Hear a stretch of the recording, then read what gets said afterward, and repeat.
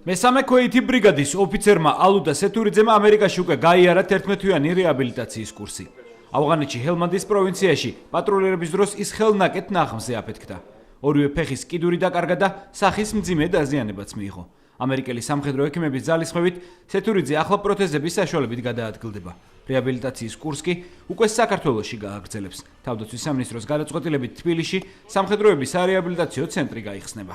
არა მარტო მე, არამედ ყველას მით შემდგომარეობაშია ჩავანილი ჭირდება სისტემატიური ვარჯიში, რომ ფორმიდან არ ამოვარდე და პროთეზებიდან არ გადახვიდე. ძალიან მნიშვნელოვანია ესარეაბილიტაციო ცენტრის გამართვა იმისთვის, რომ ჩვენ ვიყოთ და ვიაროთ ამ პროთეზებზე.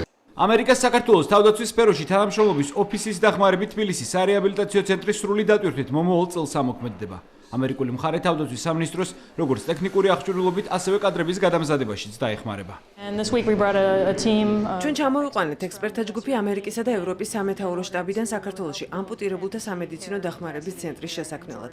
ვეხმარებით საქართველოს ამ კუთხით. ჩვენი პროგრამა ითვალისწინებს იმ მეთოდებით მკურნალობას, როგორცაც ქართველ მებრძოლებს უტარებენ შეერთებულ შტატებში. ჩვენი ერთობლივი შეხვედრები ჩვენს ქვეყნებს შორის მჭიდრო თანამშრომლობის კარგი მაგალითია. თავდაცვის სამინისტროს წარმომადგენლები დარწმუნებულები არიან, რომ პერსონალის გადამზადებისა და თანამედროვე აღჭურვილობის შეძენის შემთხვევაში სარეაბილიტაციო ცენტრი სამხედროების როგორც ფიზიკურ, ასევე ფსიქოლოგიურ რეაბილიტაციასაც შეძლებს.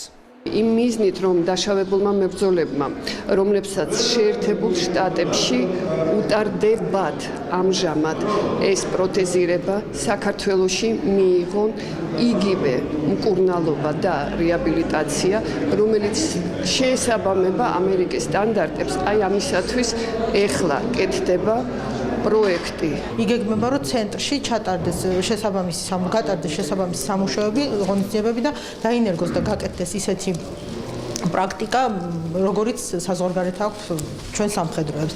ამისათვის საჭირო იქნება მთელი რიგი ღონისძიებების გატარება. ჩვენ ამისთვის მზად ვართ, საკმაოდ კარგი ბაზა გვაქვს. ამ დროისთვის ISAF-ის მისიაში მონაწილე დაჭრილი ქართველი სამხედროებიდან რეაბილიტაციის კურს 20 სამხედრო ამერიკის შეერთებულ შტატებში გადის.